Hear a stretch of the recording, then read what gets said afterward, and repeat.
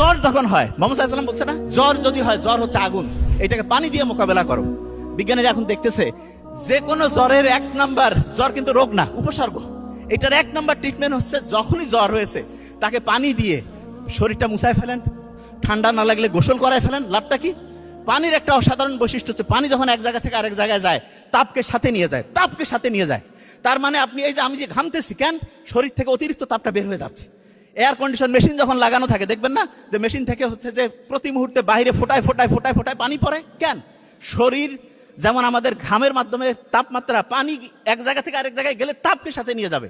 Air condition machine এরকম বাইরে তাপটাকে নিয়ে গিয়ে ফেলে দিল পানি আকারে, রুমটার মধ্যে যে টেম্পারেচার ওইটা মেনটেন করলো। ঠিক তেমনি করে যে কারো যখন জ্বর হয়েছে, সাথে সাথে কি করবেন?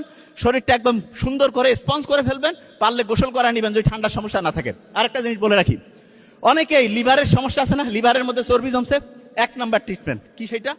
সেটা হচ্ছে চিনি জাতীয় যত খাবার আছে হারাম, বাতিল বাতিল করে দেন। বাতিল করে টক দই খান, তার সাথে হচ্ছে ওই যে গ্রিন টি যে আছে সেইটা একটু খান। এবং একটা জিনিস বলে রাখি, গাছের যে ন্যাচারাল যে মধু, সেইটার যে বৈশিষ্ট্য, কেনা মধুর ওই বৈশিষ্ট্য হবে না। গাছের যে ন্যাচারাল মধু, সেইটা অ্যান্টিঅক্সিডেন্ট, রোগ প্রতিরোধ ক্ষমতায় ভরপুর, এবং সেইটা আপনার শরীরের গ্লাইসেমিক ইন্ডেক্সটাকে ঠিকভাবে কন্ট্রোল করবে, ডায়াবেটিসের সমস্যা হবে না। কিন্তু দোকানের খাইলে ওইটা আপনার জন্য প্রবলেম করবে।